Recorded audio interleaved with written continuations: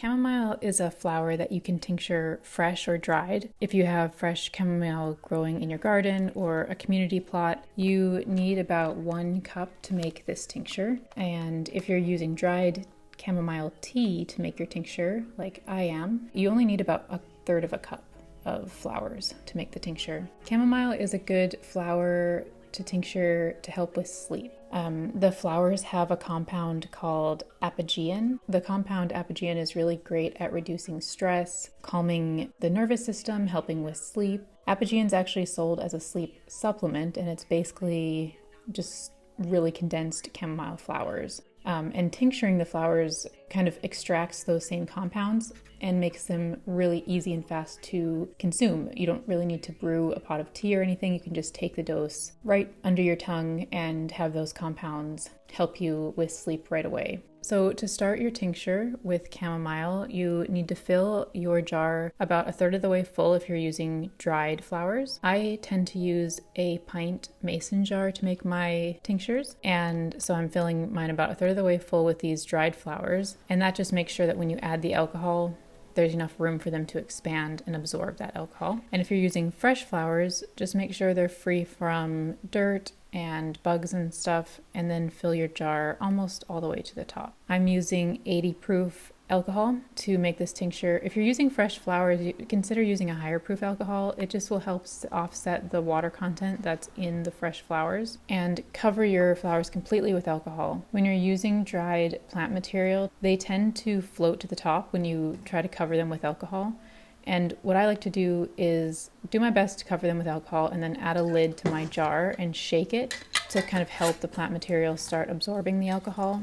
And then I take off the lid and add some more alcohol and then shake it again. And then usually after a day or so, I will take the lid off again and top it up, because normally after a day, the plant material has absorbed a lot of the alcohol, so you need to add more.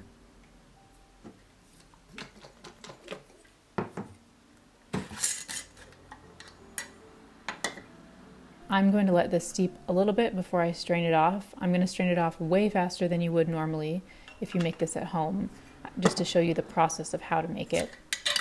But if you're making it at home, at this point you would put a lid on it and label it and date it so you know what it is and when you made it, and then set it in a cool place away from direct sunlight. So I usually use a cupboard for this, or you can use a pantry if you have one. I would recommend checking on the tincture a few times a week to make sure everything is still below the alcohol, and to give the jar a shake to keep everything moving. While I let mine steep for just a little bit, I am going to show you a few of my favorite flowers and herbs that I have on hand right now to tincture.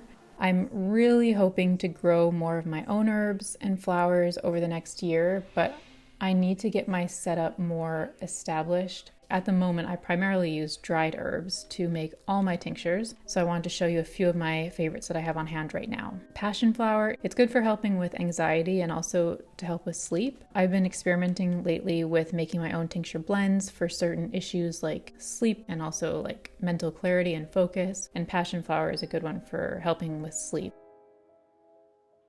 Of course, mullein is one that I have on hand, and I've made a video about that before. It's a great herb for helping with chesty coughs and colds. Now is a great time to start a mullein tincture if you haven't already, because it'll be ready in time for the fall. Calendula is just such a beautiful flower. Calendula tincture is good for skin healing, and it's a very bright and vibrant tincture when it's finished steeping. Wild lettuce is another really good herb for sleep. I've added that to my sleep blend that I've been experimenting with. So I've added wild lettuce, St. John's wort, passion flower, and lemon balm. And I'm just seeing how to tweak that recipe before sharing it. Wild lettuce is a really good one for sleep.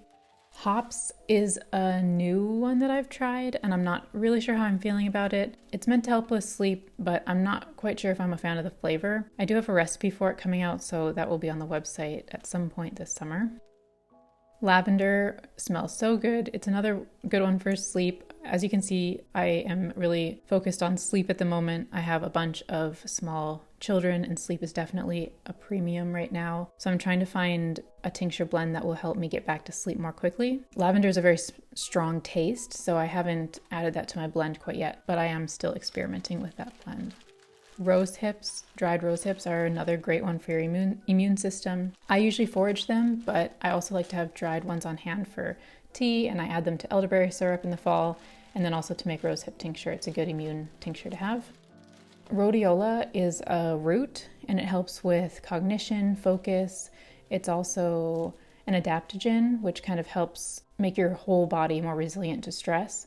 So I like to have this one on hand as well. I have recipes for all of these tinctures on my website, which I'll link below. And I also have a really simple guide for beginners that has recipes for a bunch of tinctures that you can make during the summer with things that are growing fresh. So if you're new to tinctures, but you're not really sure how to get started, that is a good guide for you to check out. It's really simple step-by-step instructions on how to make single herb tinctures that are great for the summer. And I will link that in the description below. So now I'm going to strain off this tincture. I'm using cheesecloth to strain it off. Again, normally, of course, I would let this sit for about 8 weeks before straining it off to make sure that all the medicinal compounds have been completely extracted, but I'm just showing you how to make it. And then I will put everything back in this jar and let it steep the full time. You can use a tea strainer, a coffee filter, cheesecloth, a fine mesh strainer to strain your tinctures off. You just want to make sure that everything is completely removed from the alcohol before you bottle it, because it'll be less likely to spoil if all the plant material is removed. And then again, add a label so you don't forget what it is or when you made it. I like to take about 1 to 3 droppers full per day, or about a teaspoon before I go to bed to help with sleep. Like other alcohol-based tinctures, this one should last for years if everything is removed from the alcohol. You can take it directly by adding the dose under your tongue, or you can dilute it in like a cup of tea or water or juice.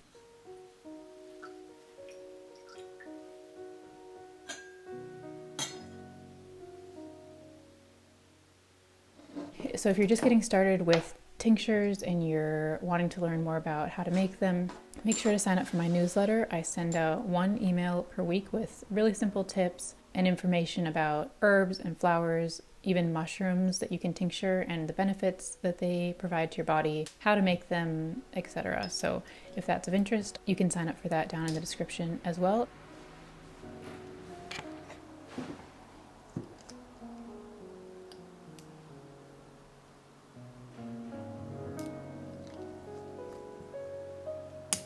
I hope you enjoy giving these a try, and I will speak to you in the next video.